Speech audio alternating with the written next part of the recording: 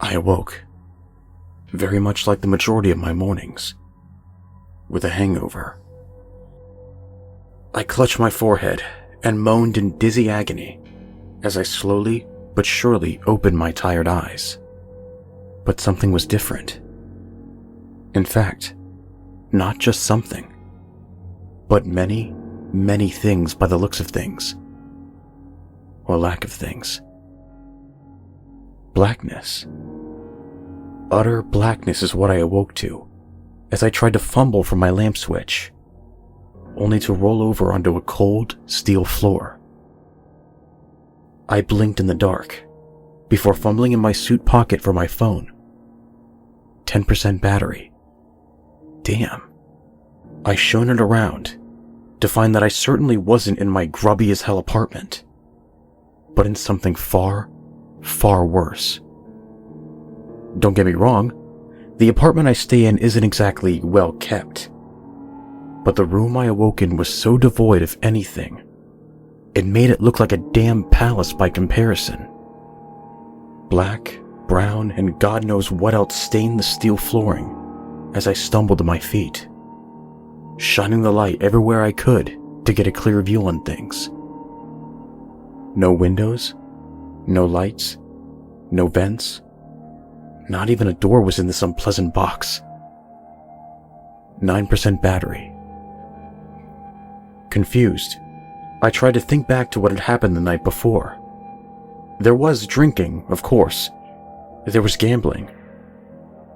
But there was something else. Something sinister. I thought to myself, scratching my head. Oh, that's it. It hit me.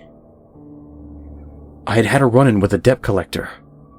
Being a gambling man, I guess it made sense that I probably owed money to a lot of sort of people. But I didn't expect someone the size of a bull would stop me outside of the casino after a fruitless few rounds of poker, drag me by the collar, and throw me in a van and drive off God knows where. I guess I fell asleep. Or maybe it was being punched in the face after I heard my door open. 8% battery. I sat down again, waiting for some form of human contact. I had been in these situations before. I knew what was going to go down. Some clown in a fancy suit was going to come down here and beat me senseless and throw me outside. Nothing new, I thought. But of course, that would be too easy. Huh? Something was moving outside the box. Something like a vehicle. I thought, still blissfully unaware of what was to come next. What was going on? I thought, as I leaned against the walls. But before I knew it, I felt like I was slowly being pushed forward. I jumped away from it, pointing my phone at the walls. It hit me then, a crushing realization. It wasn't a vehicle that was moving. No. It was the walls themselves, the centers of which had large, red, sickly stains. 7% battery. If there was any way to get out of this, I needed to find it fast. I felt around the walls as fast as I could, frantically slamming my hands onto the metal walls as I fruitlessly scrambled across the room. I stopped, paused, took a breath. The walls were at least 10 meters away from me. I had time. I had time to find a way out, to escape. I was sure of it. Collecting myself, I took a breath before taking back my phone and shone it around once more. 6% battery. Come on, I thought. There has to be something, anything. I screamed for help, for dear life, as I felt and slammed against the walls madly. 5% battery. I sat and did the last thing any sane man would do in this situation. I laughed. I laughed like I had been told the funniest joke in the world, like I had been gassed or something. I screamed to the deaf walls. "Out of all the things," I shouted, still laughing madly. "Out of all the things that you could have used to intimidate me, this takes the cake. Very funny," I yelled. "Very funny. Trapping me in here to teach me a lesson. I get it. No more gambling. No more money lending.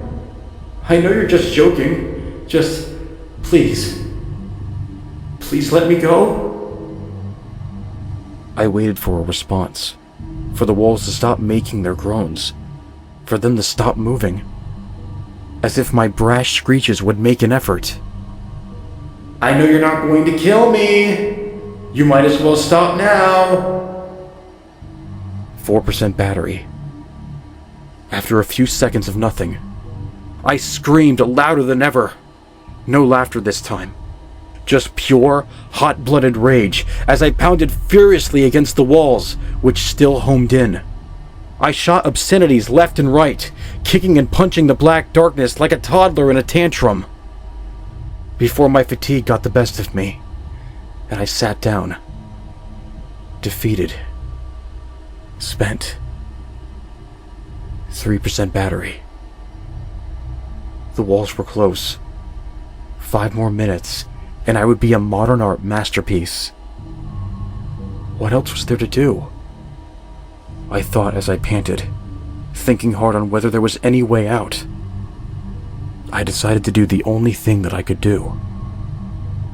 "If you let me out, I'll pay you back. I've got the money," I pleaded, weakly. "I promise, I'll pay you back, with interest. Just let me go, and you'll get your money, please." I waited, with bated breath for a response.